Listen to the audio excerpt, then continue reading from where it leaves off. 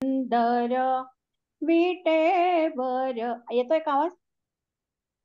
समचरण सुंदर राळ सुकुमार, यशोदेचे बाळ सुकुमार, यशोदेचे विटेवर समचरण सुंदर, विटेवर समचरण सुंदर, वाळी वाकी गरजे तोडर चरणी, वाळे वाकी गरजे तोडर चरणी, नाद झणझणी वाजता ती, नाद झणझणी वाजता ती विटेवर समचरण सुंदर, विटेवर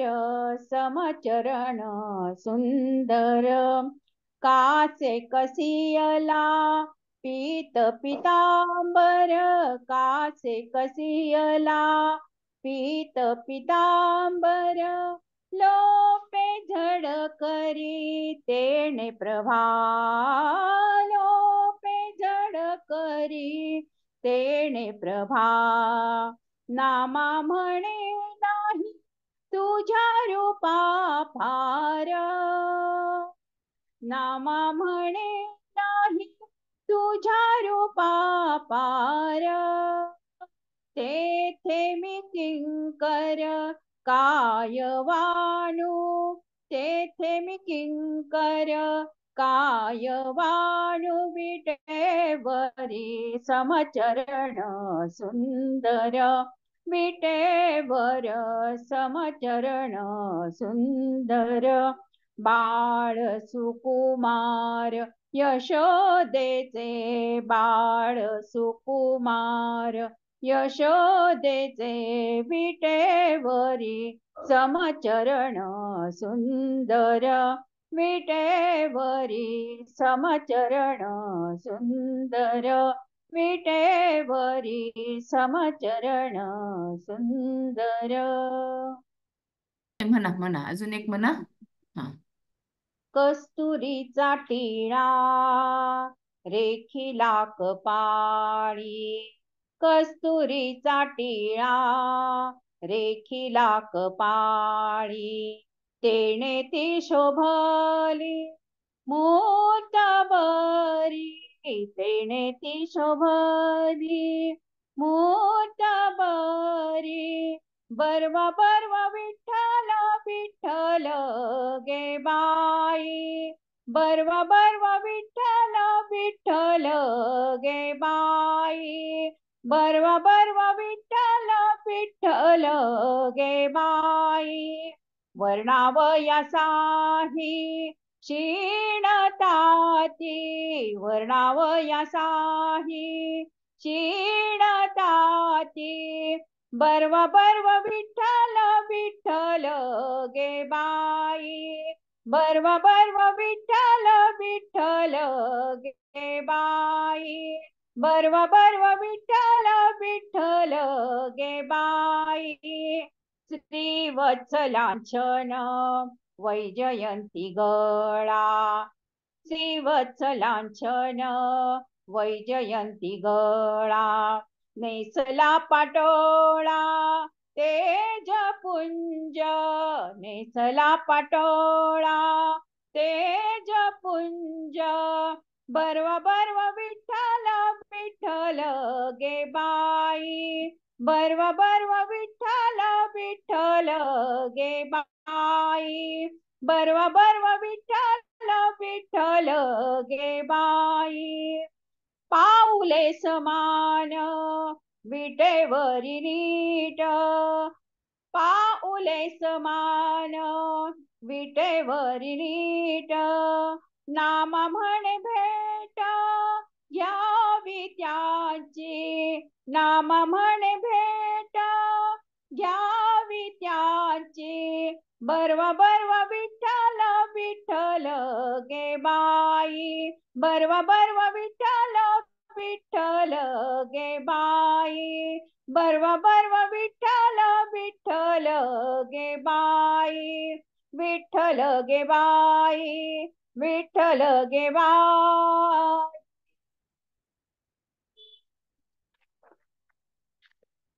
खूप सुंदर ताई, खूप सुंदर म्हणलात अगदी. या निमित्ताने आपली इच्छा पूर्ण होत आहे.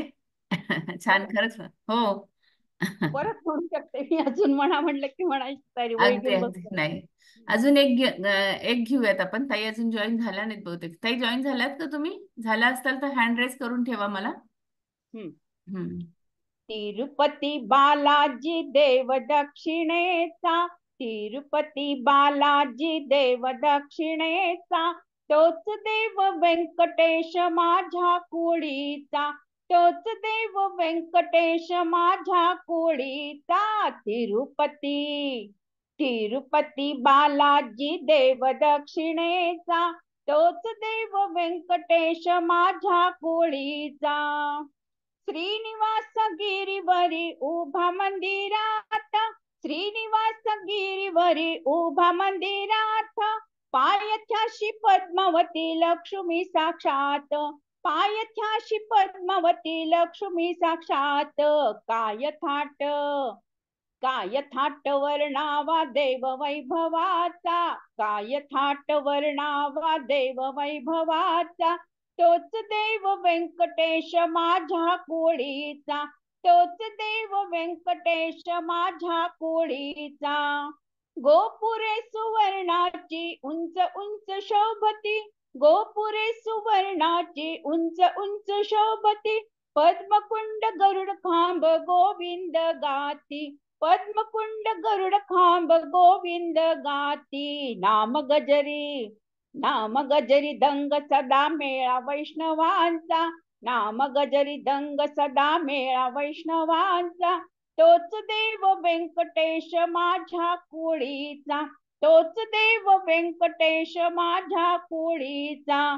पापनाशी तीर्थ जणू आकाश गंगा, पापनाशी तीर्थ जणू आकाश गंगा, तिरुपतीचे मुकुट जणू पर्वतांच्या रांगा, तिरुपतीचे मुकुट जणू पर्वतांच्या रांगा. कमलसूत, कमलसूत कथन करी महिमा शेषाद्रीचा, कमलसूत कथन करी महिमा शेषाद्रीचा, तोच देव व्यंकटेश माझ्या कुळीचा, तोच देव व्यंकटेश माझ्या कुळीचा. तिरुपती बालाजी देव दक्षिणेचा, तिरुपती बालाजी देव दक्षिणेचा, तोच देव व्यंकटेश माझ्या कुळीचा, तोच देव व्यंकटेश माझ्या कुळीचा, माझ्या कुळीचा, माझ्या कुळीचा.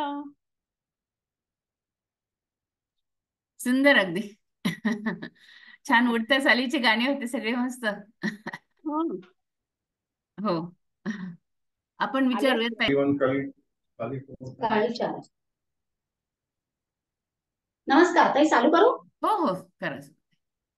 हा.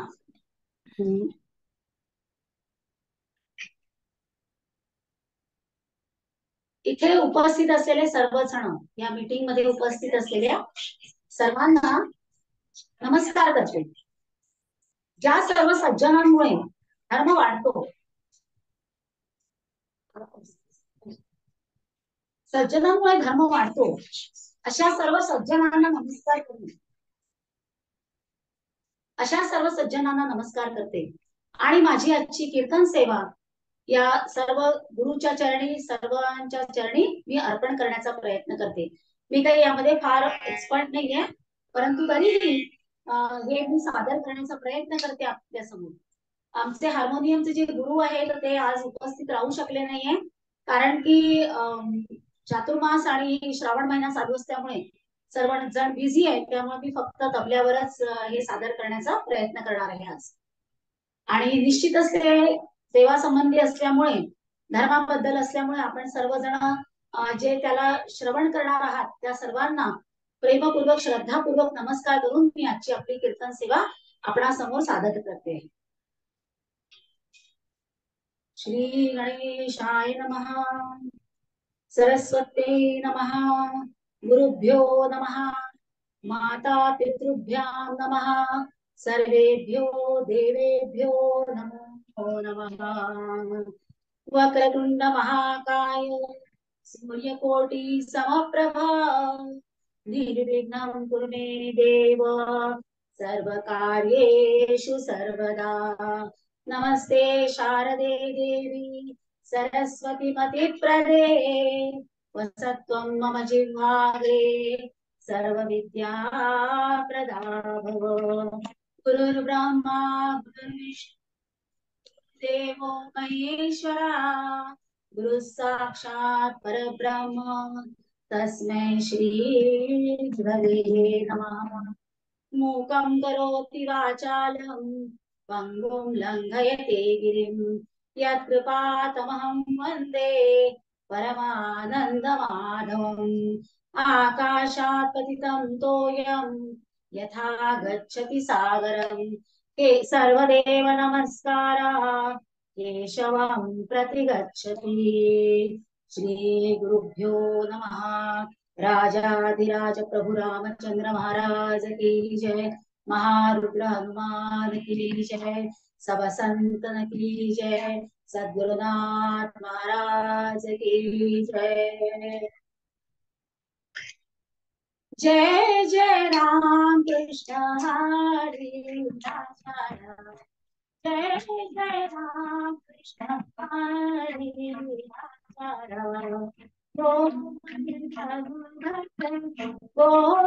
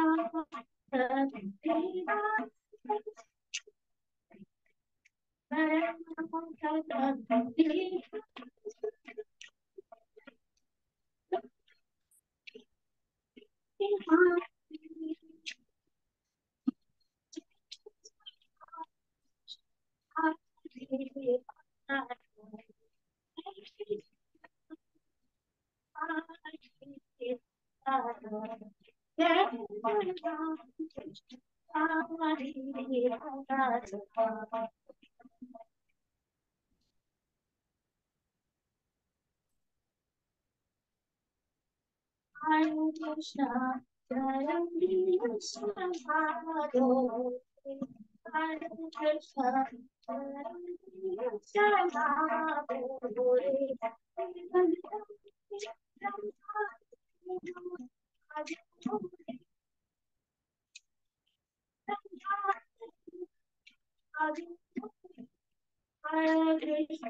Jai Krishna Hare Hare Krishna Jai Krishna Hare Hare Krishna Jai Krishna Hare Ram Ram Ram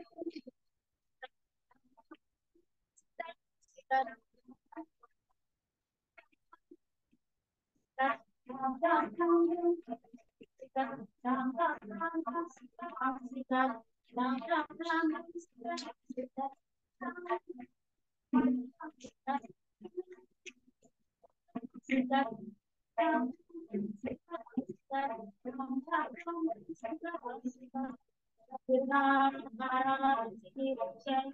राजाधिराज प्रभु श्री रामचंद्र की जय। पवन सुत हनुमान की जय। वैदिक सनातन वैदिक सनातन हिंदू धर्म की जय। गौ माता की जय। सब संतन की जय। जय जय रघुवीर समर्थ। सद्गुरुनाथ माझे आई भजला ठाव द्यावा पाय. सद्गुरुनाथ माझे आई भजला ठाव द्यावा पाय. गडचे माझे आई भजला ठाव द्यावा पाय. सज्जन गडचे माझे आई भजला ठाव द्यावा पाय.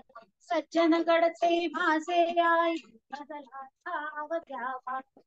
ब्रह्मचैतन्य माझे आई भजला ठाव द्यावा पाय. रामानंदा माझे आई भजला ठाव द्यावा पाय. प्रल्हादादू माझे आई भजला ठाव द्यावा पाय. भजला ठाव द्यावा. भजला ठाव द्यावा पाय. हो हा तर आजचा निरूपणासाठी घेतलेला जो अभंग आहे तो म्हणजे, त्याला मी आता सुरुवात करते. धर्माचे पालन धर्माचे पालन करणे खंडन. धर्माचे पालन धर्माचे पालन करणे खंडन. धर्माचे पालन हेची काम हेची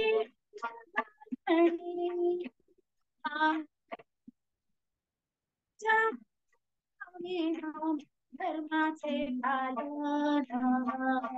पालन धर्माचे पालन. कृष्ण उत्तरे हाती घेऊन बाळ.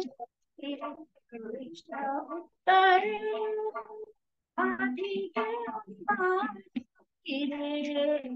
धर्माचे पालन धर्माचे पालन.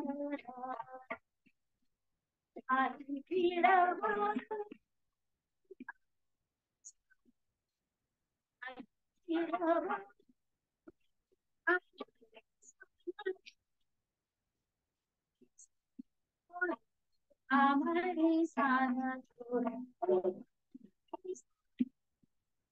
धर्माचे पालन धर्माचे पालन.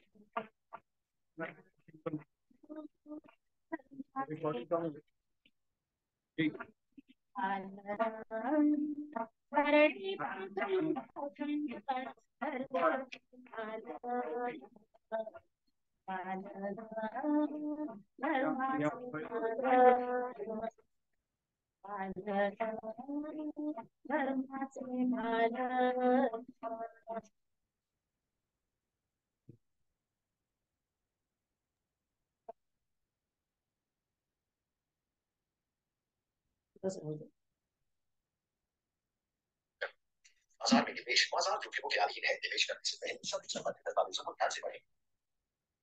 आणि हा जो अभंग आहे, धर्माचे पालन करणे पाखंड करणं, जशी आपल्या याची पद्धत असते कीर्तनाची, त्याप्रमाणे या पूर्ण अभंगाला कोणी रचलेला आहे? हा आहे जगद्गुरु संत तुकाराम महाराजांचा अभंग. आता सद्गुरु जगत तुकाराम महाराजांची ओळख करून देण्याची कशी काही जरी आवश्यकता नाहीये, तरी आपल्याला त्यांचं कार्य माहिती आहे. या आपल्या भारत भूमीमध्ये महाराष्ट्र ही संतांची भूमी आहे आणि या संतांच्या भूमीमध्ये ज्यांनी भागवत धर्माचा पाया ज्ञानेश्वरांनी रचला आणि वर तुळस त्याचा जो कळस रचला आहे तो या तुकाराम महाराजांनी. यामुळे अशा या पूर्ण भागवत धर्माच्या या परंपरेमध्ये जे अतिशय महान संत होऊन गेले, ज्यांनी आपल्या पूर्ण समाजाला एक सदाचाराची दिशा दाखवली, अध्यात्म, परपंच, परमार्थ या सगळ्या गोष्टी कशा चांगल्या पद्धतीने करायच्या हे ज्या संतांनी शिकवलं, त्यामध्ये अग्रगण्य स्थान या जगद्गुरु संत तुकाराम महाराजांचं. हे संत कसे आहे? प्रसंगी ते मेणाहून मऊ आहे. चांगल्या शब्दामध्ये सौम्य शब्दात त्यांनी समजावलं आहे. प्रसंगी त्यांनी मातेची भूमिका घेतली आणि ज्यावेळी असं वाटलं त्यावेळी त्यांनी सुराचे असुराचे फटके सुद्धा हाणलेले आहेत. तुकाराम महाराज म्हणतात, मऊ मेणाहून आम्ही विष्णुदास, मऊ मेणाहून आम्ही विष्णुदास, कठीण वज्रास भेजी आहेस. भले तरी देऊ कासेची लंगोटी, नाठाळांचे माथी हाणू काठी. अशा प्रकारची, म्हणजे अगदी आईसारख्या प्रेमाने सुद्धा ते समजावून सांगतात. आणि ज्यावेळी अशी गरज पडते त्यावेळेला ते सुराचा असुरांनी सुद्धा सांगू शकतात. आपल्याला नेहमी सांगितले गेले आहे की अहिंसा परमो धर्म आहे, पण हा अर्धा श्लोक सांगितला गेला, अहिंसा परमो धर्म, धर्मो हिंसा तथैव च, हे आपल्याला सांगितलं नाही गेलं. पण अशा प्रकारची परखडप्रमाणे बोली संत तुकाराम महाराजांनी अनेक ठिकाणी अवलंबन केलेली आहे. जसं त्यांनी आपल्या याच्याबद्दल सांगितलेलं आहे, सर्व धर्माबद्दल सांगितलं, निसर्गाबद्दल सांगितलं. असं सर्व दृष्टीने आपल्या समाजाला ज्या संत तुकाराम महाराजांनी आपल्याला मार्गदर्शन केलेलं आहे, वृक्षवल्ली आम्हा सोयरी वनचरी, अशा प्रकारचे अनेक अभंग म्हणजे परमेश्वराप्रती जाण्यासाठी जो नवविधा भक्तीमधला भक्ती मार्ग सांगितलेला आहे. कारण या कलियुगामध्ये आपण सामान्य माणसं आहोत आणि हे सामान्य माणूस त्याची कुवत कुठपर्यंत असते, आपण काही खूप कठीण तपस्या करू शकत नाही. त्यामुळे आपल्यासारख्या सामान्यांना जर समजा परमेश्वर प्राप्ती हवी असेल, आपल्याला चांगल्या प्रकारे जगायचं असेल, धर्माचं पालन करायचं असेल, तर ते कशा प्रकारांनी करायला हवं हे या अभंगामधून या संत तुकाराम महाराजांनी आपल्याला सांगितलेलं आहे. तेव्हा आता त्यांनी यात काय म्हटलं आहे, हा अभंग जरा आता पण सोडवले. धर्माचे पालन करणे पाखंड खंडन, धर्माचं पालन करायचं आहे. आता सगळ्यात पहिल्यांदा आपल्याला हे बघावं लागेल की धर्म म्हणजे काय. ध्रुव धारयती इति धर्म, म्हणजे जे धारण करण्या योग्य आहे. आपल्या वेदांमध्ये, आपल्या सर्व पूर्वीच्या ग्रंथांमध्ये, मनुस्मृतीमध्ये सगळ्या ठिकाणी हे सांगितलेलं आहे. भगवद्गीतेमध्ये श्रीकृष्णाने सुद्धा हेच सांगितलेलं आहे की धर्म म्हणजे काय. ध्रुव धारयते हा ध्रुव शब्दापासून तयार झालेला आहे. ध्रुव धारयते म्हणजे ज्या ज्या गोष्टी ज्या धारण करण्या योग्य आहेत. दोन प्रकारच्या गोष्टी असतात, एक तर चांगलं असतं आणि एक तर वाईट असतं. एक स्वीकार करण्यायोग्य असतं, एक स्वीकार न करण्यायोग्य असतं, म्हणजे अस्वीकार करण्यासाठी असतं. तर ज्या पण कुठल्या गोष्टी आपण सर्व आपल्या आजूबाजूला बघतो, आपल्या जीवनामध्ये असतात, ज्या ज्या धारण करण्या योग्य गोष्टी असतात, त्या सर्वांना धर्म असं म्हटलं जातं. ध्रुव धारयती इति धर्म. मग आता यामध्ये आपल्याला माहिती आहे की अनेक प्रकारचे धर्म जरी असले तरी सुद्धा वेदांच्याही ज्या काही व्याख्या सगळ्यांनी केलेल्या आहेत, त्यामध्ये धर्म म्हणजे चांगल्या गोष्टी जे आपण सगळं करू शकतो. त्यामध्ये दया, शांती, अहिंसा, ज्या सगळ्या चांगल्या ज्या आपण आपल्यामध्ये घेऊ शकतो. ज्या त्याज्य गोष्टी आहेत त्या म्हणजे अधर्म आहे, आणि ज्या चांगल्या गोष्टी धारण करण्यायोग्य गोष्टी म्हणजेच धर्म आहे. मग नुसतं धर्माचं पालन करायचंय का, चांगल्या गोष्टी तर आपण ऍक्सेप्ट करायच्याच आहेत.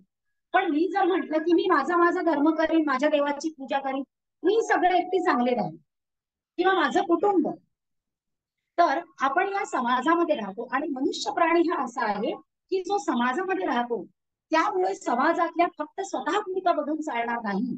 आणि त्यातही आपला हिंदू धर्म हा वसुधैव कुटुंबकम असं मानणार आहे. म्हणजेच मला फक्त माझ्या कुटुंबापुरतं मर्यादित राहून चालणार नाही, तर सर्वांसाठी, सर्व समाजासाठी जे चांगलं आहे. मग या समाजामध्ये जर काही कुठे पाखंड असेल, धर्माचे पालन करणे पाखंड खंडन, या समाजामध्ये जो पण काही पाखंड आहे, तर त्या पाखंडाचं खंडन सुद्धा आपण करायला हवं आहे, असं संत तुकाराम महाराजांनी या ठिकाणी सांगितलेलं आहे.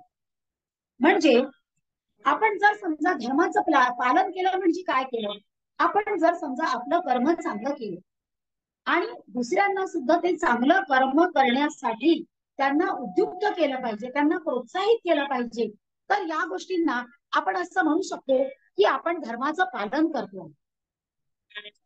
धारणा धर्म विद्याहू धर्मो धारयते प्रजा, धारणा धर्म नित्याहू धर्मो धारयते प्रजा, यस्या धारण संयुक्ता सधर्म इति निश्चयः.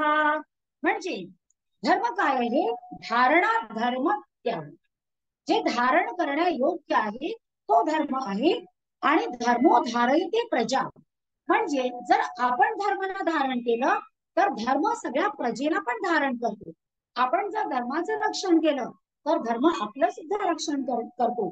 आणि म्हणूनच सर्वांनी या धर्माला धारण केलं पाहिजे, म्हणजे धर्माप्रमाणे आपलं आचरण असलं पाहिजे.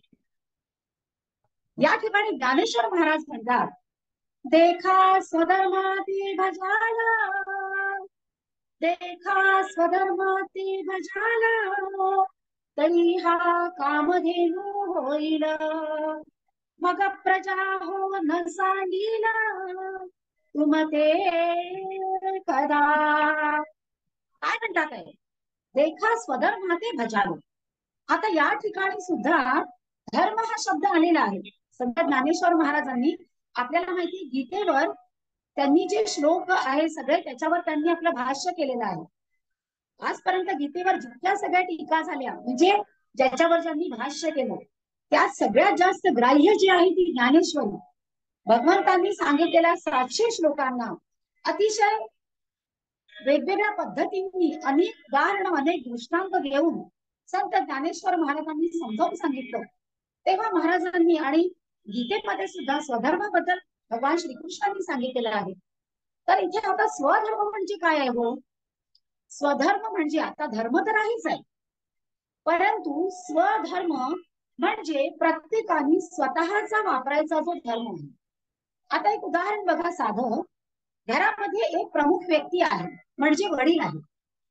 वडील आहेत, आता त्यांची म्हणजे आई आहे, म्हणजे तो प्रमुख आहे त्या कुटुंबाचा.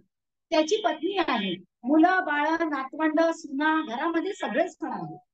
परंतु तो जो प्रमुख आहे, जो पुरुष आहे, तो आपल्या पत्नीशी जसं वागेल, आपल्या सुनेशी, आपल्या मुलाशी, आपल्या नातीशी, आपल्या नातवंडांशी, मुलीशी, जावयाशी, सगळं वागणं जे आहे ते एकसारखं असणं शक्यच नाही. आपण म्हणतो की नेहमी सगळ्यांशी एकसारखं वागायचं, परंतु हा माणूस जो आहे तो सगळ्यांशी एकसारखं वागू शकेल का? ते शक्यच नाहीये. त्याचं आपल्या पत्नीसोबत वागणं, त्यानंतर आपल्या मुलाबाळांसोबत, प्रत्येकासोबत व्यवस्थित धर्माप्रमाणे वागणं असलं पाहिजे. पण तो ज्या भूमिकेमध्ये आहे, तो जर सासऱ्याच्या भूमिकेत आहे तर तो त्याप्रमाणे वागेल. या गोष्टींना स्वधर्म असं म्हटलं गेलं आहे. आणि मग हा स्वधर्म म्हणजे आपण प्रत्येकाशीच असं वागतो. तसं समाजामध्ये अनेक प्रकारचे व्यवसाय असतात. तसे एक आहे, खूप कडक माणूस आहे, अतिशय शिस्तीचा आहे.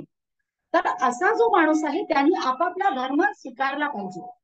एखादा अतिशय शांत सौम्य आहे, खूप सहनशील आहे, समजावून सांगण्याची त्याच्यामध्ये हातोटी आहे, अशी व्यक्ती जर शिक्षक होईल तर ती त्या विद्यार्थ्यांना फार चांगल्या प्रकारे समजावून सांगू शकेल. म्हणून ज्ञानेश्वर महाराज म्हणतात, देखा स्वधर्माते भजालं, तरी ते कामधेनू होईल. कामधेनू म्हणजे काय?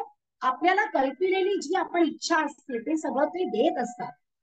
कारण जर जे तुमचा स्वभाव नाही आहे त्या स्वभावाच्या विपरीत जर तुम्ही वागलं तरी सुद्धा तुम्हाला योग्य ते फल प्राप्त होऊ शकत नाही.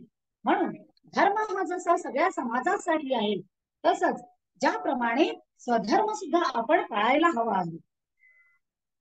जसं गीतेच्या श्लोकामध्ये म्हटलेलं आहे, धर्म एव हतो हन्ति, धर्मो रक्षति रक्षिता, तस्मात् धर्मो न हन्तव्यो, मानो धर्मो हतो वधी. धर्म एव हतो हन्ति, धर्मो रक्षति रक्षिता. आपण जर समजा धर्माचं पालन केलं तर धर्म सुद्धा आपलं रक्षण करत असतो. जे माणसं, म्हणजे आता आपण बघा, आपल्या धर्माचं रक्षण करणारे कोण कोण लोक असतात? आपल्या धर्माचं रक्षण करणारे अगदी सुरुवातीच्या याच्यापासून आपण बघूया.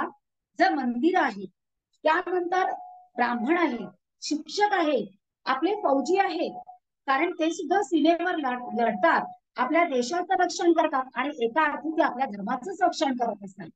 अशा प्रकारे सर्व लोक जे पण आपल्या धर्माला मानणारे आहेत, आपल्या धर्माचं रक्षण करणारे आहेत, असे सर्व त्याला हातभार लावणारे जे पण लोक असतील, अगदी मंदिर झाडणारा किंवा आपल्या धर्मामध्ये त्याची सेवा करणारा सगळ्या प्रकारचे वर्ग आहेत.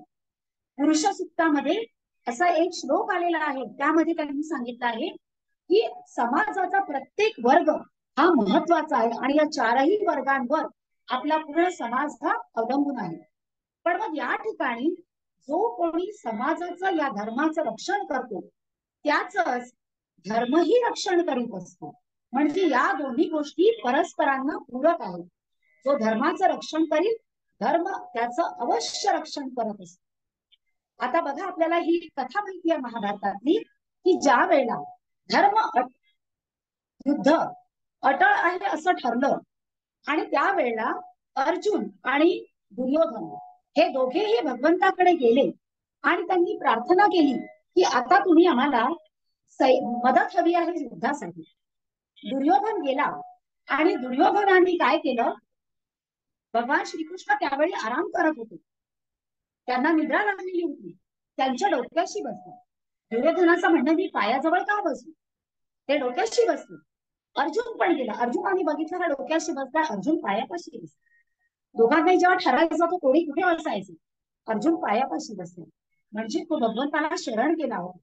दुर्योधनामध्ये अहंकार होता, मी का तिथे बसू. आणि आपल्याला हे माहितीये, जेव्हा आपण झोपेतनं उठून बसतो तेव्हा आपल्याला समोर कोण दिसतं, जो पायाजवळ बसलेली व्यक्ती आहे तीच कधी पण आपल्याला दिसेल. तेव्हा भगवंतांना पहिले अर्जुन दिसले. त्यांनी विचारलं दुर्योधनाला, पहिल्यांदा दुर्योधनालाच विचारलं की काय हवं आहे तुम्हाला, तुमची मी काय मदत करू शकतो. दुर्योधनाने परमेश्वराला नाही मागितलं. दुर्योधनाने मागितलं की तुम्ही मला तुमची नारायणी सेना द्या. आणि अर्जुनाने परमेश्वराला मागितलं, कारण धर्म कुठे असतो, यातो धर्म ततो जय आहे. म्हणून विजय कोणाचा झाला, ज्याच्या बाजूने धर्म असतो. दुर्योधनाने तर प्रत्यक्ष सांगूनच ठेवलेलं आहे, जानामि धर्मं न च मे प्रवृत्ति, जानामि धर्मं न च मे प्रवृत्ति, जानामि अधर्मं न च मे निवृत्ति. मला माहितीये की धर्माने वागणं हे माझ्या स्वभावातच नाहीये. जानामि अधर्मं न च मे निवृत्ति, मला हे माहितीये की मी अधर्म सोडूच शकत नाही.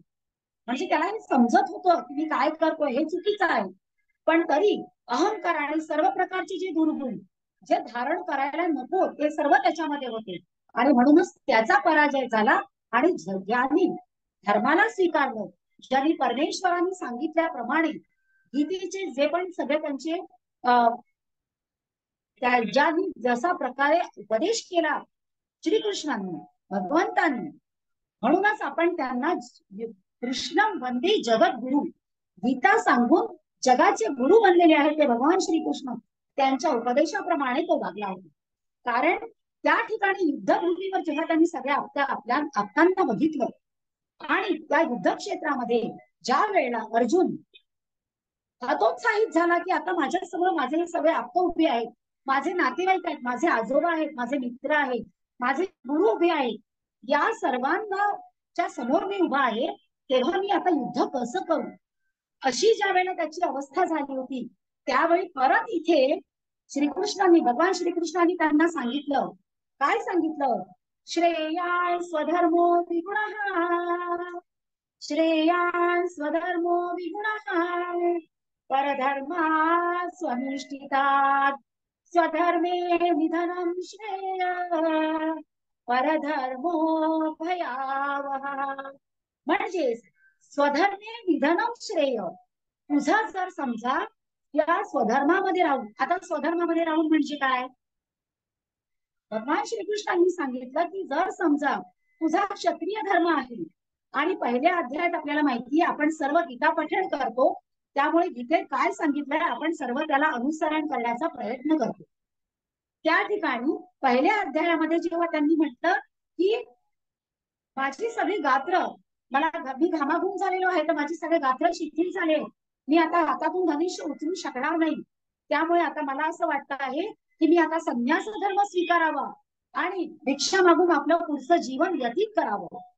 म्हणून श्रीकृष्णांनी सांगितलं की जर समजा तू क्षत्रिय धर्म सोडून जर तू आता ब्राह्मण धर्मामध्ये गेलास तर स्वधर्मे निधनं श्रेय, तुझा क्षत्रिय धर्म तुला पाळलाच पाहिजे आणि हा धर्म पाळायचा आहे.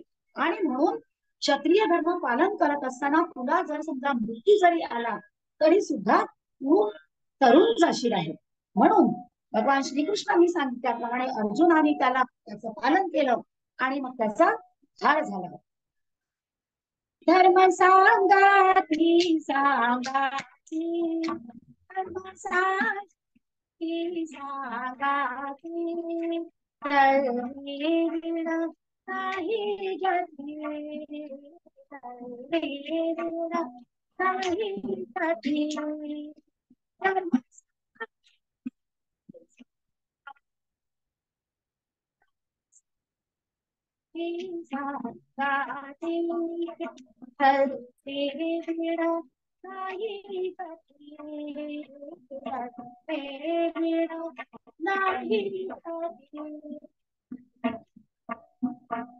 म्हणून सामान्य माणसांनी धर्माप्रमाणे वागलंच पाहिजे. आणि त्याचप्रमाणे जसं सामान्य माणसांनी धर्माप्रमाणे वागलं पाहिजे, आपल्याला आपल्या इतिहासामध्ये अशी अनेक उदाहरणं माहिती आहेत. आपण सर्वात जास्त या पूर्ण कालखंडामध्ये 400 वर्षापूर्वीच्या, जसं आम्ही ज्या ठिकाणी राहतो इथे, ते माझं राहण्याचं जे ठिकाण आहे ते छत्तीसगड आहे. महाराष्ट्रामध्ये आपल्याला सर्वांना माहिती आहे की शिवाजी महाराजांचं चरित्र हे अतिशय सर्व ठिकाणी प्रचलित आहे, सर्वांना ते माहिती आहे.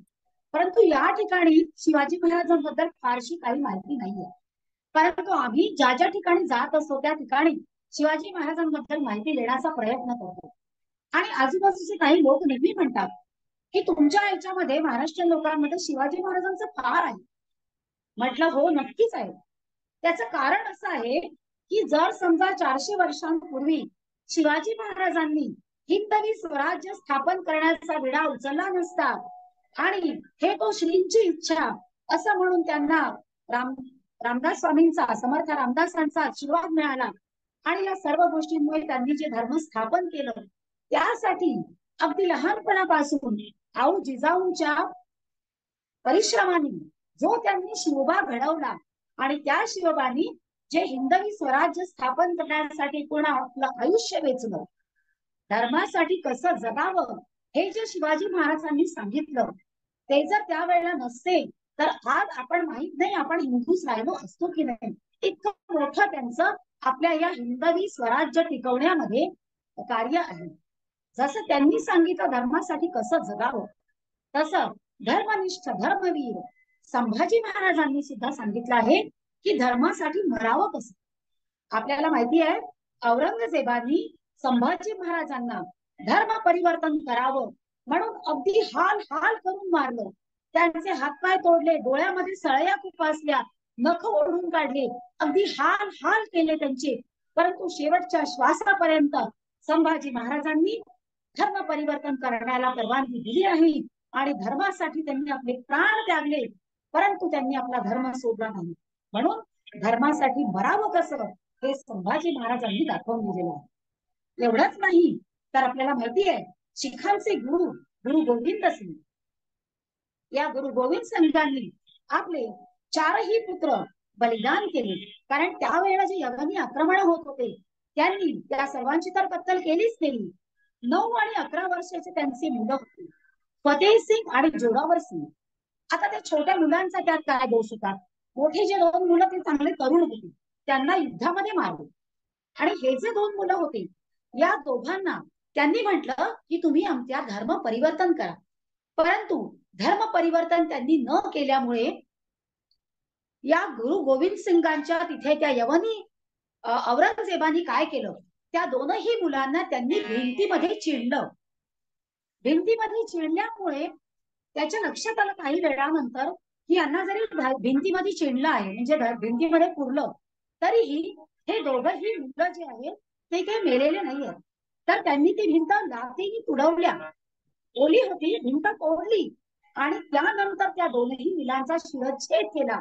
शेवटच्या वेळापर्यंत ते म्हणत होते की तुम्ही तुमचा धर्म आमच्या धर्मामध्ये या, परंतु त्या मुलांनी तो त्यांचा धर्म स्वीकारला नाही. असे अनेक प्रकार, अनेक लोक आपण आपल्या समाजामध्ये बघतो ज्यावेळी त्या लोकांनी धर्मासाठी आपले प्राण त्यागलेले आहेत. आणि म्हणूनच आपलं सुद्धा सर्वांचं आपल्या धर्माप्रती आपण जे पण काही करू शकत असेल, जे छोटा मोठा कुठलंही काम जरी आपण करू शकतो आपला धर्म वाढवण्यासाठी, आपला धर्म टिकवण्यासाठी. कारण कधी कधी असं दिसतं आजकाल समाजामध्ये इतक्या कुप्रथा निर्माण झालेल्या आहेत आणि खास करून लोकांना असं वाटतं की हे जे सगळं धर्म कीर्तन श्रवण कीर्तन जे नवविध भक्तीमध्ये सांगितलेलं आहे आपण सर्वजण ही ऐकता आहोत, परंतु या सर्व गोष्टी ऐकण्याची सध्या सगळ्यात ज्यांना गरज आहे ती म्हणजे आजची आपली युवा पिढी, तरुण पिढी. आणि म्हणून या माध्यमांमधून या सगळ्या गोष्टी त्यांच्यापर्यंत जायला हव्यात. नाही तर वेगळ्या संस्कृतीकडे आपण वळतो आहे. पब संस्कृती, क्लब संस्कृती आणि अशा अनेक प्रकारांनी आपले मुलं भरकटतात आहेत. तर त्या मुलांना या गोष्टींची आपल्या धर्माविषयी जागृत करणं हे आपल्या सर्वांचंच कर्तव्य आहे. आणि ते जर नाही झालं तर या नवीन रिलेशनशिप आणि हे सगळं होईल आणि त्या बिचारा एक श्रद्धाचे जसे जसे 36 तुकडे होऊन ती कुठे कुठे फेकल्या जाते अशा प्रकारच्या गोष्टी कोणाला फार वेळ लागणार नाही. म्हणून माझं हे सर्वांना आवाहन आहे की आपण नक्कीच सर्वांनी आपल्या धर्मासाठी आपल्या धर्माला टिकवण्यासाठी जागृत करण्यासाठी नक्कीच प्रयत्न केले पाहिजे. आणि म्हणून मग त्यासाठी आपला प्राण्यांचा त्याग करून सुद्धा आपल्या धर्माचं रक्षण जर करता आलं तर ते मात्र सर्वांनी करायला हवं आहे. जशी ज्याची कुवत असेल त्याप्रमाणे त्यांनी ते धर्माचं रक्षण करायला हवं. आणि म्हणून यासाठी आपण काय करूया आता, भारत की आन शान परम हम हिंदू है, भारत माँ की आन शान परम वाले हम हिंदू, धर्म है तुम्हें जपान विसर्ज करने वाले हिंदू, धर्म है तुम्हें जपान विसर्ज करने वाले हम हिंदू, असहज चले धर्म हम हिंदू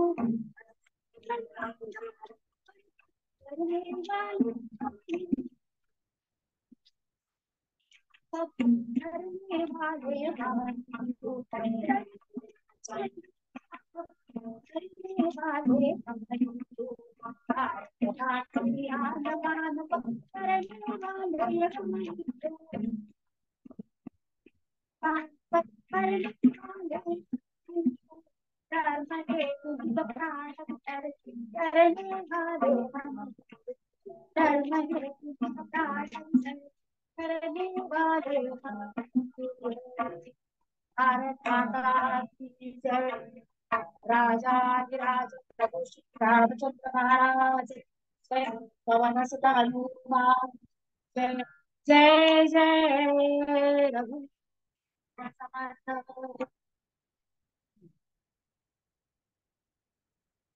कीर्तनाच्या प्रथेप्रमाणे 1-2 मिनिटं हरी भगवत भजन करूया आणि त्यानंतर मग आपला जो आणि म्हणून संत तुकाराम महाराजांनी या ठिकाणी काय म्हटलेलं आहे, धर्माचे पालन धर्माचे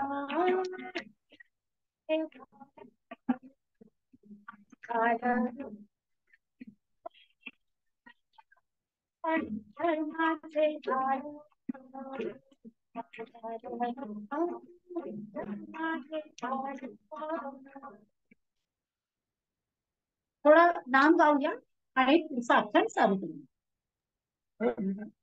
जय दिगंबरा दिगंबरा दिगंबरा दिगंबर दिगंबरा दिगंबरा दिगंबरा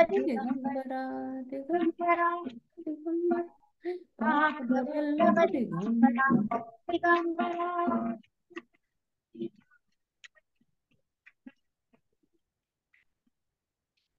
श्रीपाद वल्लभ दिगंबरा.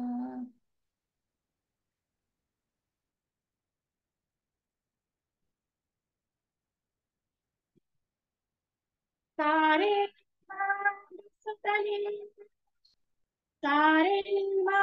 सुतले धान्याची लुटविलीत सोठारे, सारे मान सुतले धान्याची लुटविलीत कोठारे, मासात करा भरणा मासात करा भरणा, 2 लक्षांचा प्राण हरि प्यारे राम राम राम रघुपम राम राम राम राम सीतापते राम राम. आपल्याला वाटलं असेल की हे जे मी आता बोलले सारे इमान लुटले धान्याची लुटविली तर कोठारे मासात करा भरणा 2 लक्षांचा प्राण जरी प्याल. आता हे जे म्हटलेलं आहे हे संत दामाजी पंतांबद्दल नाही, तर ही जी कथा आज आपण करणार आहोत ती आहे दासोपंतांची. आपल्याला माहिती आहे त्यावेळेला 400-500 या 12व्या शतकापासून यवनी आक्रमण व्हायला सुरुवात झाली आणि त्यांना हळूहळू ही आक्रमणं वाढतच गेली आणि 1600व्या शतकामध्ये ही आक्रमणं फार वाढली आणि त्याच शतकामध्ये 1400-1200 पासून सुरू झाली आणि मग यवनांनी हळूहळू येताना काय करायचे, मंदिरं तोडत होते. कशी परिस्थिती होती त्यावेळेसची. बाजार बिगर पुरता बाजार बाजार पूर्ण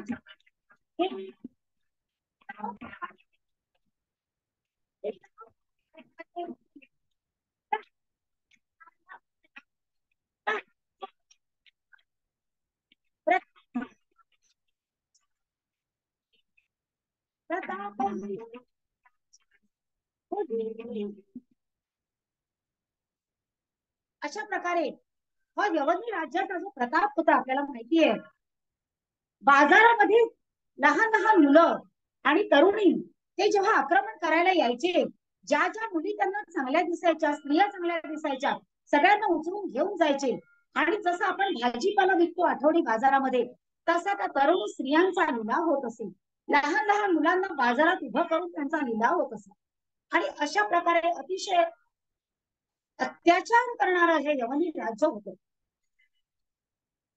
त्या ठिकाणी आपल्याला माहितीये नारायणपेठ, मराठवाड्यामध्ये नारायणपेठ नावाचं एक गाव आहे. नारायणपेठ ही सगळ्यांना माहिती असेल. तर या नारायणपेठला एक अतिशय सच्शील असे ब्राह्मण कुटुंब होतं, दिगंबर पंत देशपांडे. त्यांच्या पत्नीचं नाव होतं पार्वतीबाई. हे दिगंबर पंत देशपांडे आणि या पार्वतीबाई या अतिशय सच्शील होते. त्यांच्या घरामध्ये दत्ताची उपासना होती, श्रीकृष्णाची आणि दत्ताची उपासना त्यांच्या घरी होती आणि त्या नारायणपेठ गावाचा, त्या पूर्ण प्रांताचा ते मुख्य अधिकारी होते. त्यावेळेला बिदरपूरचा बादशाह तिथला मुख्य होता आणि त्या बिदरच्या बादशहांनी या दिगंबर पंत देशपांड्यांना ही सगळी तिथला सारा वसुली करायचा, धान्य गोळा करायचं, या सर्व गोष्टींची त्यांच्यावर जबाबदारी होती. ते तिथे फार मोठे अधिकारी होते आणि अतिशय सच्शील असल्यामुळे त्या बिदरच्या बादशहाची त्यांच्यावर चांगली मर्जी होती, कारण चांगली माणसं त्यांनाही आपल्या दरबारात हवीच असतात. अशा प्रकारे हे दिगंबर पंत देशपांडे तिथला सर्व कारभार बघत होते. पण त्याच वेळी काय झालं, 1480 वर्षी ते 2-3 वर्ष सतत दुष्काळ पडत राहिला. पहिल्या वर्षी नाही झाला, दुसऱ्या वर्षी 3-4 वर्ष सतत अकाल पडत राहिला आणि त्यामुळे त्या अकाल पडल्यामुळे काय झालं त्यावेळेला 1480 शतके दुष्काळ भयंकर आला. 1480 शतके दुष्काळ भयंकर आला. धान्याचा पूर्ण अभाव चाराही नाही चला. धान्याचा पूर्ण अभाव चाराही नाही चला. शापदी पिढी मरणाचा रस दिला. माझे शिकतात घरी माझे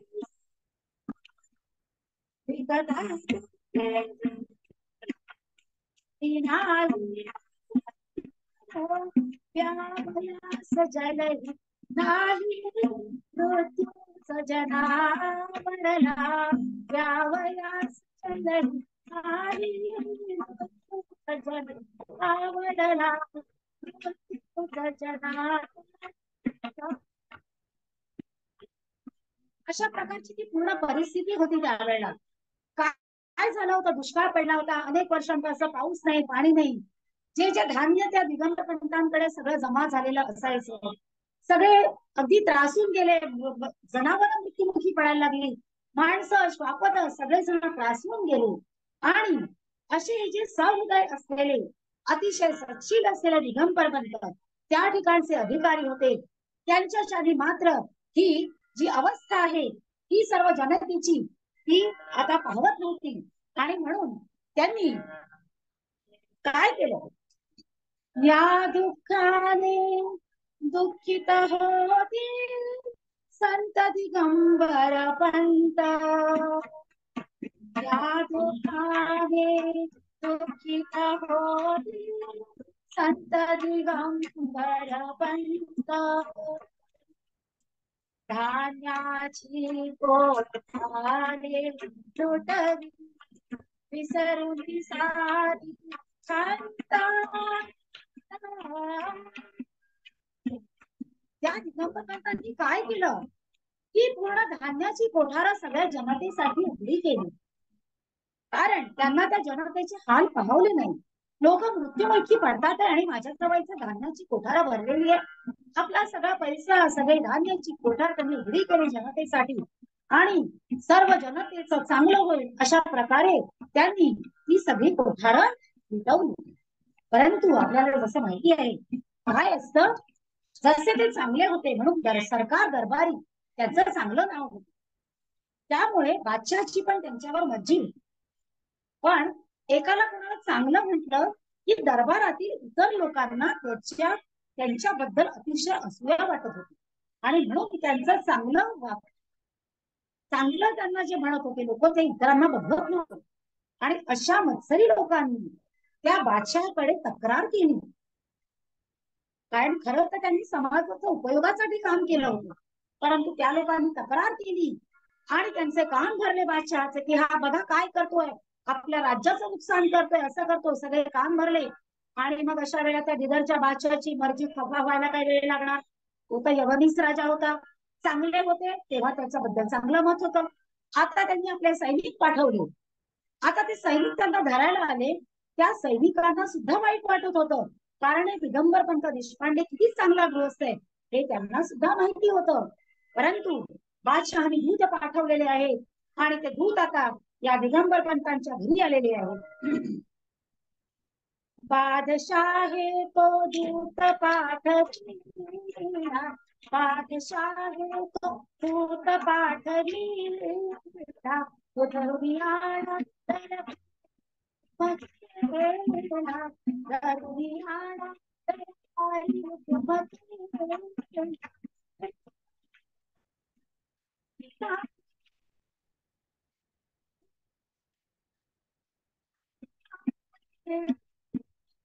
रोष तुमचा अक्षम्य दूत बोले, रोष तुमचा अक्षम्य दूत बोले. त्या दूतांनी सांगितलं की हा तुमचा अक्षम्य गुन्हा झालेला आहे, सरकार बादशाह तुमच्यावर नाराज झालेला आहे, तुम्हाला दरबारात बोलावलंय. आता जसा हा त्यांचा निरोप आला यांच्या घरामध्ये अकांत चालू झाला. आता दिगंबर पंतांचा यापूर्वी ज्याप्रमाणे सांगितलं त्यांच्या पत्नीचं नाव पार्वतीबाई, त्यांना एक मुलगा होता. तो मुलगाही जसं हे त्यांच्या चांगल्या घराण्यामध्ये चांगले संस्कार झालेले त्याप्रमाणे त्यांचा मुलगा, त्याचं नाव होतं दासू. 8व्या वर्षी त्या मुलाची नोंद झालेली, त्याच्यावरही ते सगळे संस्कार होतात आहे.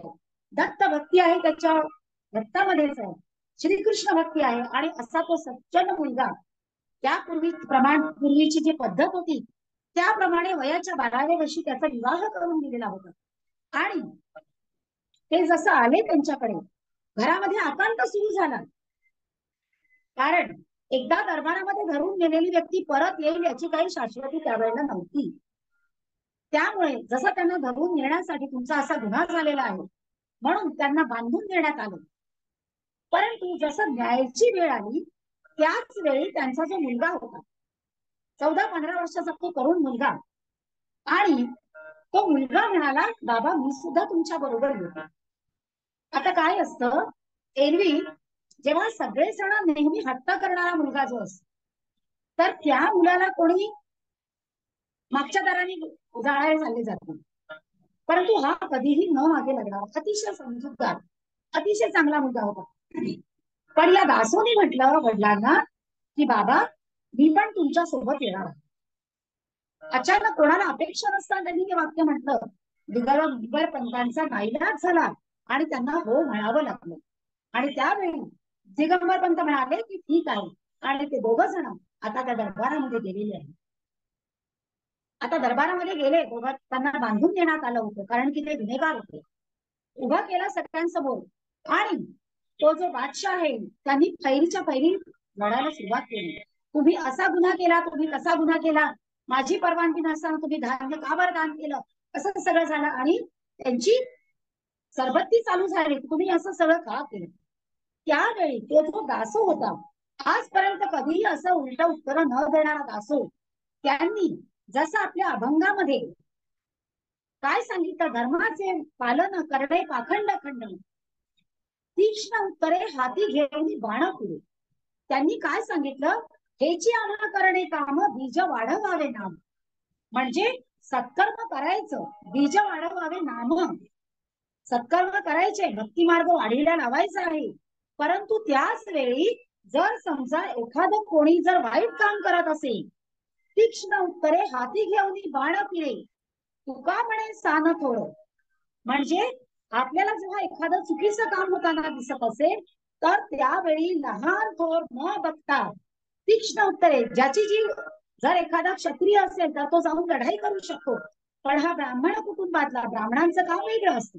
जसं ज्याप्रमाणे सांगितलेलं आहे, ज्याचा जो धर्म आहे. तर तो जो दासो होता तो म्हणाला, माझ्या वडिलांनी बरोबर केलेलं आहे.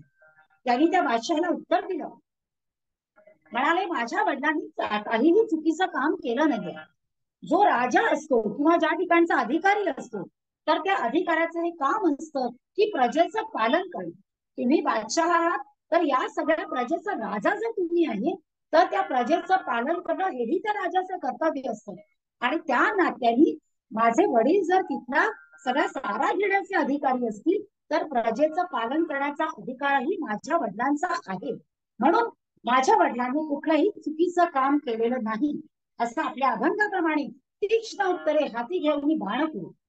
आपल्याला माहितीये, लोकमान्य टिळकांनी जसं समाज जागृतीचं काम केलं, ज्या वेळेला असे कुठले प्रसंग घडले, त्यांनी लिहिलेलं आहे की सरकारचं डोकं ठिकाणावर आहे का, असा केसरीमध्ये त्यांनी लेख लिहिला होता. म्हणजे ते कुणालाही घाबरत नव्हते. ज्यावेळी ज्या गोष्टीची गरज असते, समाजाला जागृत करायचं असेल, त्यावेळेला जर कडक बोलावं लागलं तर बोलावं, असा त्या दासोनी त्या बादशहाला विरोध केला. परंतु यवनी राज्य होतं, तो बादशाह होता, तो कोणाचं ऐकून घेणार नव्हताच. परंतु जितकं शक्य होईल तेवढं दासोनी त्याला प्रतिकार करण्याचा प्रयत्न जरूर केला. परंतु त्या बादशहाने हुकूम सोडला आता की 2 लाख रुपये तुम्ही आता एका महिन्याच्या आत माझ्या दरबारामध्ये भरायचे आहे. मी तुम्हाला 1 महिन्याचा वेळ देतो. एका महिन्याच्या आत जर समजा तुम्ही पैशाचा भरणा केला तर ठीक आहे, आणि जर भरणा केला नाही तर म्हटलं. आणि त्याच्या अचानक लक्षात आलं की हा जो इतका सडेतोड उत्तर देणारा मुलगा आहे, हा मुलगा जर माझ्या धर्मामध्ये आला तर माझ्या धर्माचा किती चांगला प्रसार केले. आणि त्याच क्षणी बादशहाने दुसरं फरमान सोडलं की हा जो तुमचा मुलगा आहे, हा माझ्याकडे ओलीस राहील. आणि ही ओलीस ठेवण्याची पद्धत त्यावेळी सुद्धा होती. म्हणजे ज्याला आजकाल फिरवती वगैरे म्हणतात, की तुम्ही आम्हाला हे इतके पैसे द्या, नाही तर आम्ही याला सोडणार नाही. त्याप्रमाणे त्या दासोला बिदरच्या बादशहाने आपल्या जवळ ठेवलं. आणि त्या दासोपंतांना सांगितलं की तुम्ही जा आणि एका महिन्याच्या आतमध्ये या पैशाचा भरणा तुम्हाला नक्कीच केला पाहिजे.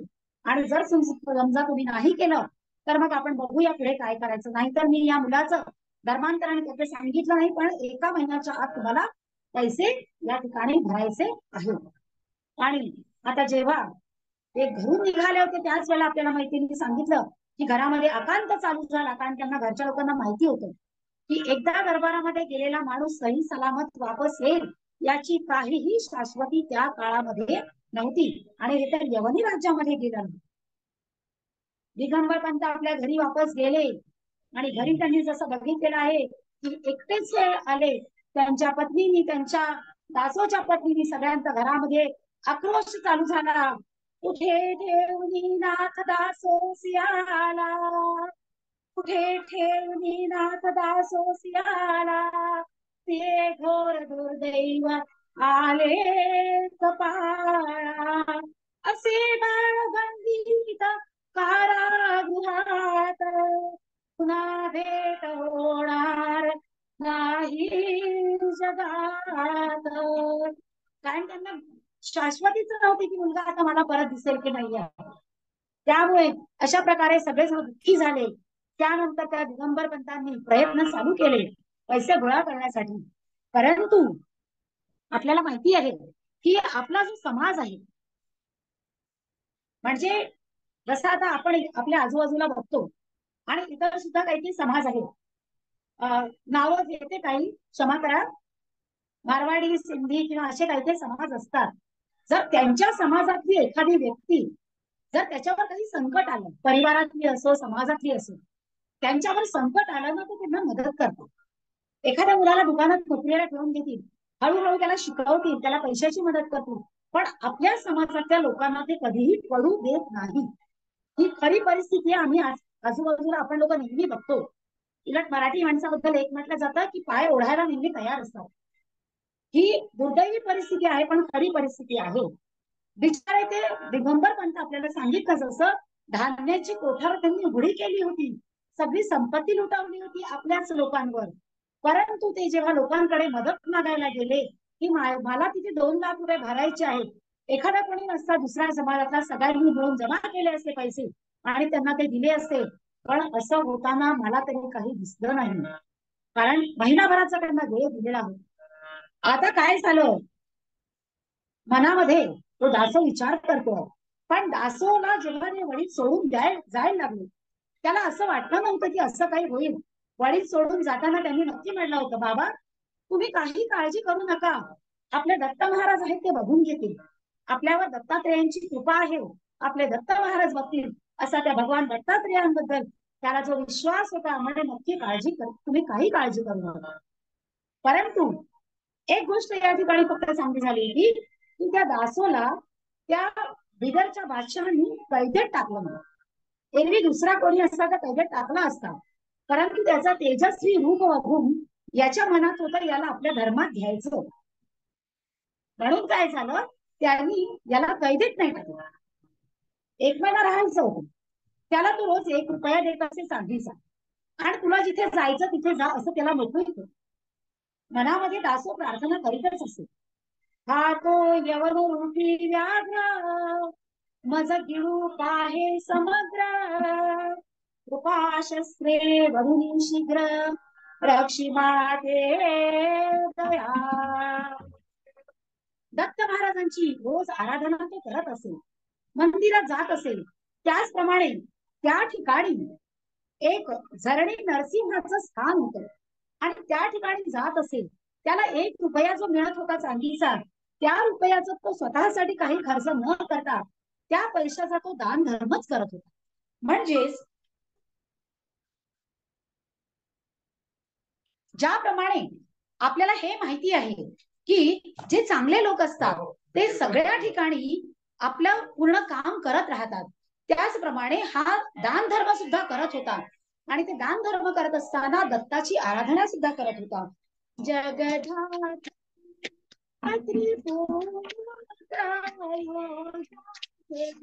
प्राण दे, जगधाता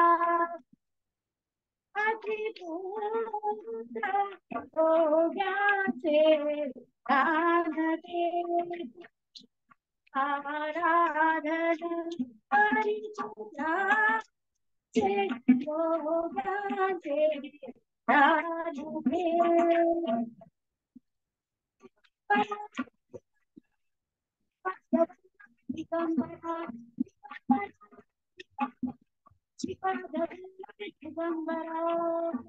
अशा प्रकारे त्याच सतत दत्ताचं ध्यान चालूच असेल.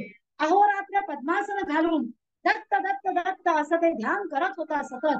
आणि हे ध्यान करता करता सगळं महिनाभर होत आलेलं आहे आता. आणि त्या झरणी नरसिंहाच्या ठिकाणी ते त्यांची आराधना चालू आहे. इकडे दिगंबर पंत फिरतात आहे. महिना झाला, थोडाफार काही पैसा जमा झाला, पण 2 लाख रुपयांची व्यवस्था त्यांची काही होत नव्हती. आता हताश होऊन गेलेले होते ते पण, की आता काय होईल माझ्या मुलाचं. त्यांनी तर त्याला ओलीस ठेवलेला आहे. आणि करता करता 29 दिवस 30 दिवस, आता 30वा दिवस आज उजाडलेला आहे. कारण महिना झालेला आहे पूर्ण. 30वा दिवस आज उजाडला आहे. आणि इतके दिवस 30वा दिवस त्यांनी आता त्या दरबारामध्ये आणलं दासोला. परंतु आज मात्र काय केलं आहे, आज त्याला पूर्ण त्याचे सगळे हातकड्या घातलेल्या आहेत. हातामध्ये पायामध्ये बेड्या घालून त्या दासोला उभं केलं आहे. दासोला समजेच ना की माझे वडील तर आज 2 लाख रुपये घेऊन येणार आहेत. यांनी मला बेड्या का पाडल्या. दत्तात्रेय आपले महाराज किंवा नक्कीच सोय झालेली असेल पैशांची. परंतु बेड्या घातलेला तो दासो दरबारामध्ये उभा आहे. आणि मनातल्या मनामध्ये त्याची दत्ताची आराधना चालू आहे आणि प्रार्थना करणं चालू आहे. नमो दत्तराया नमो ज्ञान सिंधू, नमो दत्तराया नमो ज्ञान सिंधू, नमो दीननाथा नमो दीनबंधू, नमो विश्वकर्ता नमो विश्वपाल, नमो माय बापा कृपा कृपा. अशा प्रकारे त्याची मनातल्या मनामध्ये आराधना चालू आहे. दत्ताचं ध्यान चालू आहे. आणि इतक्या दिवसापासून सुद्धा तो ते करतो आहे. हळूहळू हळूहळू दिवस मावळायची वेळ येते. दरबार आता संपणार. त्यावेळेला त्यांनी बघितलं आपल्या चारही बाजूला सगळे मौलवी उभे आहेत. हे समजायला वेळ लागला नाही की मौलवी का उभे आहेत. कारण निश्चितच 6 वाजेपर्यंत दरबार संपेपर्यंत ते वाट पाहणार होते. आणि जर समजा ते त्या दिगंबर पंत आले नाही तर त्याच क्षणी त्याचा धर्म परिवर्तन नक्कीच होणार होतो. शेवटी आता तो बादशहा वेळ बघितली त्यांनी की वेळ पूर्ण होत आली. आता दरबार संपेल. आता याचं धर्म परिवर्तन करायचं. जसा त्यांनी आदेश आता देणार की मौलवियों सब जाइए और उनका अभी ये करना है, असा तो आदेश देणार. म्हणून मौलवींना जसा त्यांनी आवाज दिला त्याच क्षणी एक आवाज आला जोरात, थांबा म्हणून. सगळ्यांनी वळून चमकून दरवाजामध्ये बघितलं की कोण आलेला आहे या दरबारामध्ये. दारात अचानक कोण आलं, थांबा म्हणून. त्या ठिकाणी बघितलं सगळ्यांनी एक अतिशय खेडूत, अगदी एखादा शेतकरी जो शेतामध्ये काम करतो आहे असं, जसा गुडघ्यापर्यंत धोतर नेसलेला आहे, अंगामध्ये साधीशी बंडी आहे, डोक्याला मुंडासा बांधलेला आहे आणि हातामध्ये एक झोळी आहे. अशा त्या अवतारामध्ये एक खेडूत तिथे उभा आहे. आणि तो आला. अरे तुम कौन हो, यहाँ दरबार में कैसे आए हो? अभी तो हम राह देख रहे हैं कि दिगंबर पंत आएंगे और हमको 2 लाख रुपए देंगे. तो म्हणाला थांबा. आणि त्याची जी झोळी होती त्याच्या हातामध्ये, ती झोळी त्यांनी दिली नाही, अशी फेकली समोर. ती झोळी फेकली आणि त्याच्यामधनं सगळ्या त्या 2 लाख रुपये त्याच्यामधनं निघाले. आणि सांगितलं ये पैसा ना तुम्ही, ये लो तुम्हारे 2 लाख रुपये और दासों को हमको सौंप दो. जसं त्यांनी म्हटल्या बरोबर आता त्या बादशहाला एक तर तो दासो हवा होता धर्मांतरण करण्यासाठी, नाही तर त्याला 2 लाख रुपये हवे होते. त्याला कर्तव्य होतं पैशाशी. बादशहानी 2 लाख रुपये घेऊन घेतले आणि त्या दासोला पालखीमध्ये घालून सोडून दिले. जसा तो दासो पालखीत बसला, आता त्याला वाटलं, तो जो त्यांनी विचारलं होतं की हा तू कोण आहेस, तुझं नाव काय आहे? त्यांनी सांगितलं मी दत्ताजी पाडेकर. काय नाव सांगितलं? मी दत्ताजी पाडेकर आहे आणि हे तुम्ही पैसे घ्या. बाकी काहीही बोलले नाही. आणि तो माणूस तिथं निघून गेला. ज्यावेळी दासो पालखीमध्ये बसून आपल्या घरी आला, त्याला असं वाटलं की आपल्या वडिलांनी सोय करून पैसे पाठवले असतील. घरी आला, घरामध्ये तर आक्रोश चालू होता की आता काय झालं असेल तिकडे. घरात आल्याबरोबर दासो आला जसं सगळ्यांना समजलं. सगळ्यांना आनंद झाला.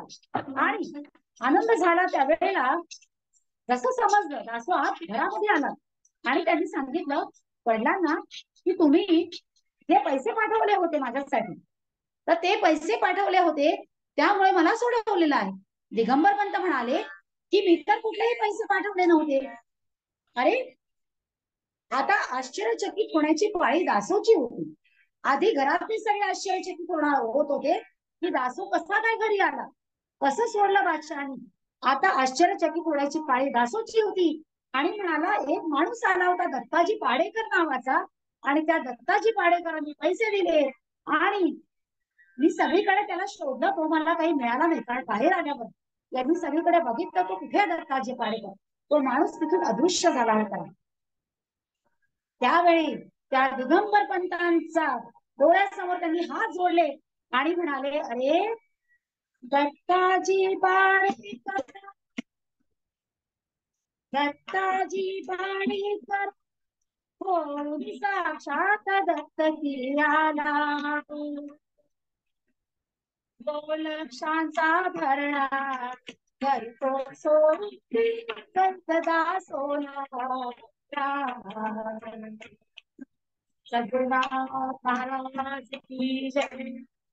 त्यांच्या लक्षात आलं की अरे हा जो दत्ताजी पाडेकर म्हणून आलेला माणूस दुसरा तिसरा कोणीही नव्हता रे, ते आपले प्रत्यक्ष दत्त प्रभू आले होते आणि ते दत्ताजी पाडेकरच्या रूपाने येऊन त्यांनी तुला दर्शन दिलेलं आहे आणि त्यांनी तुझ्या 2 लाख रुपयांचा जो भरणा आहे त्यांची आपल्यावर कृपा झालेली आहे आणि म्हणून आपल्याला आज दासो इथे घरी दिसताना.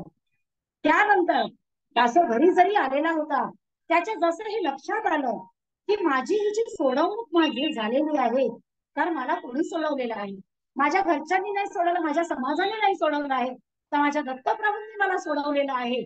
आता त्याचा संसारामध्ये मन लागेल ना, आणि त्वरित त्यांनी आपल्या आई वडिलांची परवानगी घेतली आणि सांगितलं की माझं संसारात मन रमत नाहीये. आता तो दासो घरात निघाला आणि तिथून, कारण त्याच्या हे लक्षात आलं होतं, तारक तू खरा अवधूता, तारक तू खरा अवधूता, तारक तू खरा थोडा तुझा विळा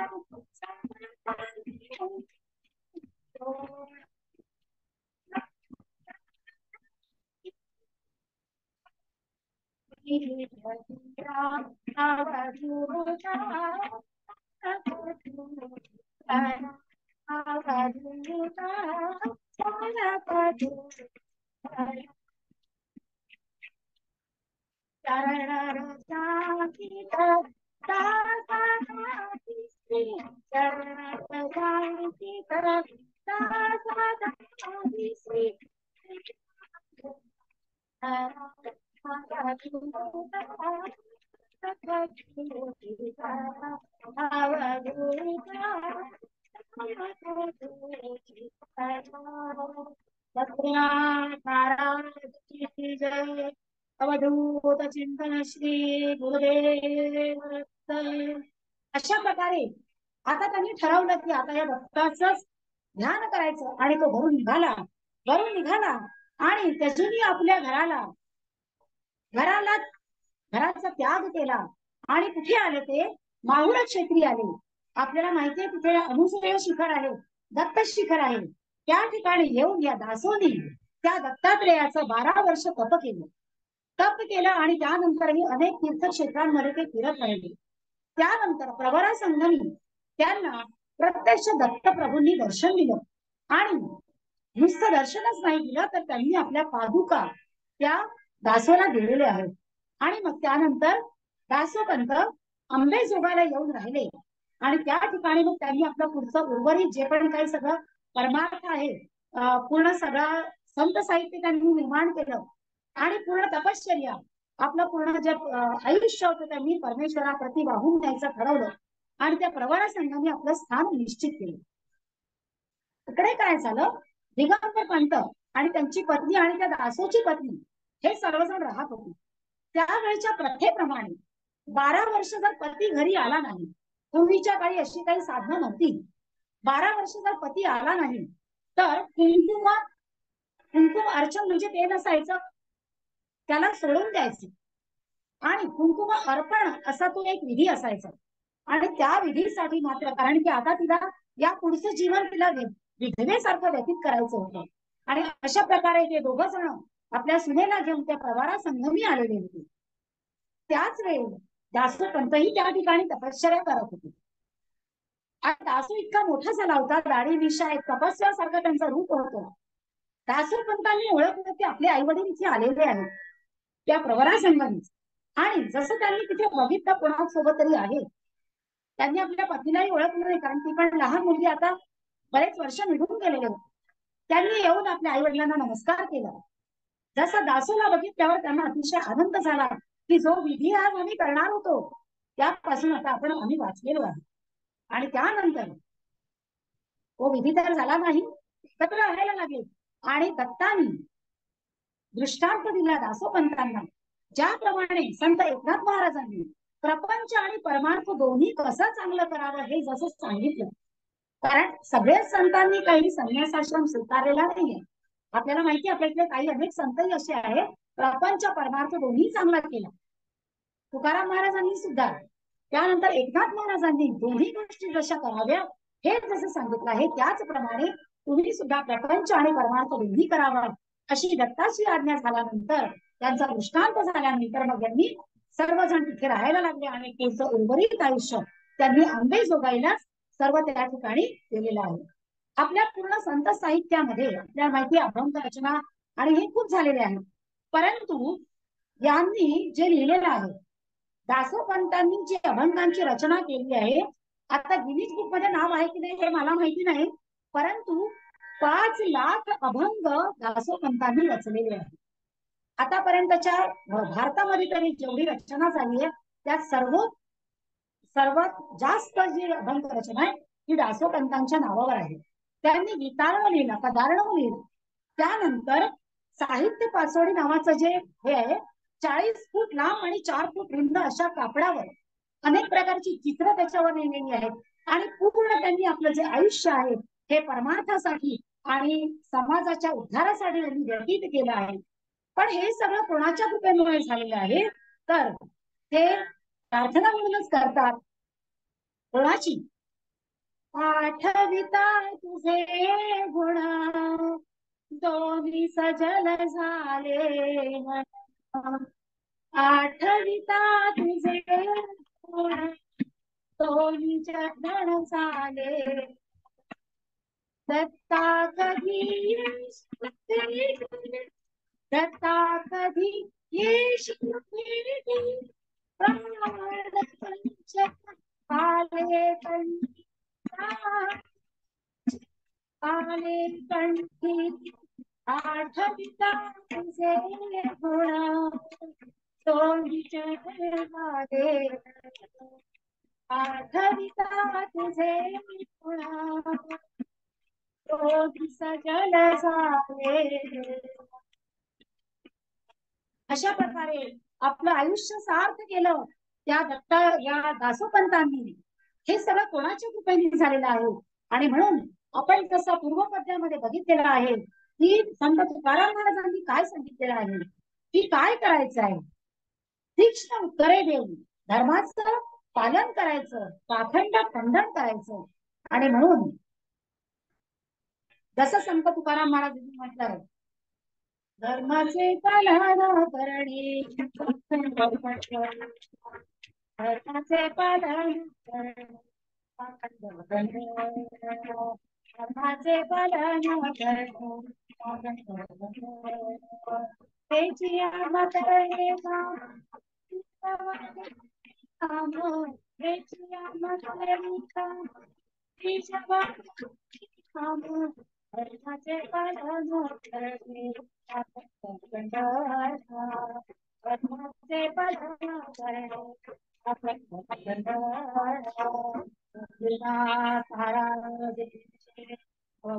चिंतन श्री गुरुदेव राजाधिराज प्रभु महाराज की जय, महारुद्र हनुमान की जय, देवर्षि नारद स्वामी महाराज की जय, वैदिक सनातन हिंदू धर्म की जय, जय जय रघुवीर.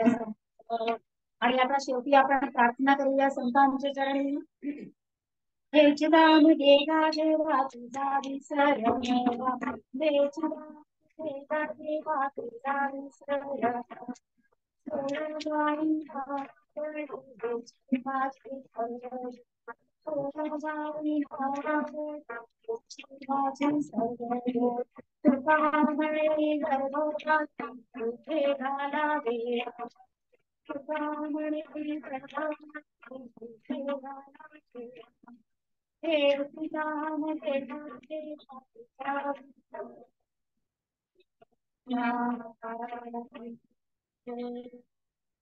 ही आजची कीर्तन सेवा मी प्रभूच्या चरणी अर्पण करते आणि आपणा सर्वांचे आणि गीता परिवाराचे आभार मानते की आपण सर्वांनी ही माझी कीर्तन सेवा ऐकलं, श्रवण कीर्तन यामध्ये, कारण की या संतांच्या आपण सर्व ज्यांच्यामुळे धर्म जगतो अशा सर्वांनी या गोष्टीला हातभार लावल्यामुळे आपले सर्वांचे मी आभार मानते. धन्यवाद. खूप सुंदर ताई, खूप सुंदर. दासोपंतांचं पूर्ण चरित्र. आता परवा मी अंबेजोगाईला गेले होते आणि तिथे दासोपंतांची समाधी बघितली, तर तेव्हाच असं मनामध्ये आलं होतं की पूर्ण यांचं चरित्र ऐकायला मिळावं म्हणून. ते आज तुमच्या निमित्ताने आम्हाला पूर्ण चरित्र ऐकायला मिळालं. खूप सुंदर सांगितलं. कीर्तन व्यवस्था खूप सुंदर होती, अगदी छान. शब्दच नाहीयेत. ऑनलाईन सुद्धा हार्मोनियमची थोडी साथ असती तर ते अजून थोडं पण ठीक आहे. सेलिब्रेशन्स येतात आपल्याला ऑनलाईनला, पण नक्कीच टेक्निकल प्रॉब्लेम असतात काही हरकत नाही. तुमच्या याला सुद्धा तुम्ही रेकॉर्ड करून ठेवलं असेल असं वाटतं. दादांना मी सांगितलं होतं रेकॉर्ड करून ठेवायला, तर कदाचित रेकॉर्ड करून ठेवलं असणार आहे. ती कॉपी आपण परत सर्वांपर्यंत पाठवूयात. बर हा, चालेल. खूप सुंदर. अगदी कोणाला बोलायचं असेल तर मी सगळ्यांना अनम्यूट करते एकदा.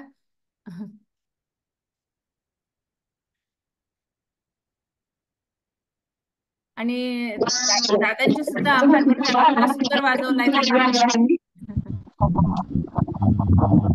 सुंदर सांगितलं. ठिकाणी बोला. आवाजाचा